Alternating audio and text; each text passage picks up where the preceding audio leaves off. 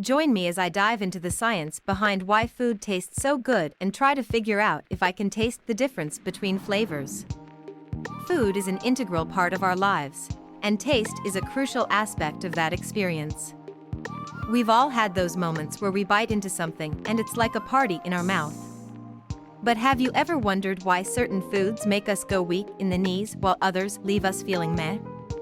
Today, we're going to explore the fascinating world of food taste and uncover the science behind why certain flavors can evoke such strong emotions.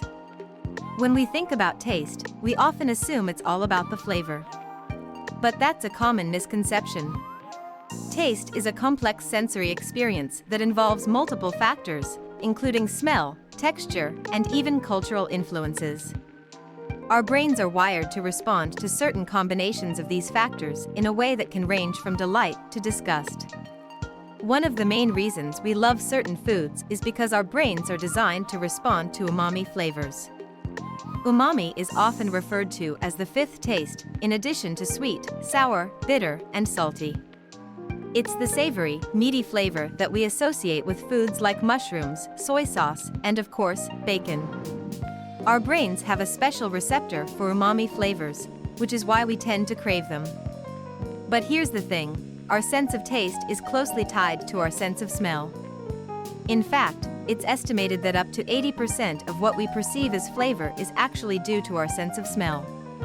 That's why when we have a cold, food can taste so bland, our sense of smell is impaired, which affects our ability to perceive flavors. This is also why aromas can evoke such strong memories and emotions. When we smell something familiar, it can transport us back to a specific time and place, and our brains associate that smell with a particular emotion or experience. When we combine different flavors, textures, and aromas, it creates a sensory experience that can be incredibly pleasurable. Research has shown that when certain combinations of flavors are presented together, it can activate the brain's reward centers, releasing feel-good chemicals like dopamine. That's why we get addicted to certain foods. Our brains are literally hooked on the pleasure response. Studies have also found that cultural influences play a significant role in shaping our food preferences.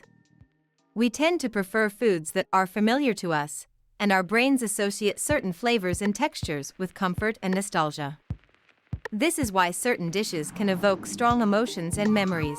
They're tied to our cultural identity and personal experiences. So, what does this mean for our understanding of food taste? It means that taste is not just about flavor, it's about a complex interplay of sensory experiences that our brains interpret as pleasure or displeasure. It's about the combination of flavors, textures, aromas, and cultural influences that create a unique experience that's hardwired into our brains. In summary, the science behind why food tastes so good is rooted in the complex interplay of our senses and our brains.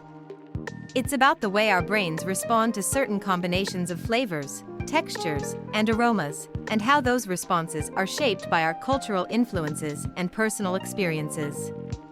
Thanks for watching, everyone.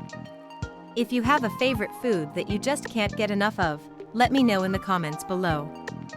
And if you're interested in learning more about the science of food and taste, be sure to check out some of my other videos on the topic.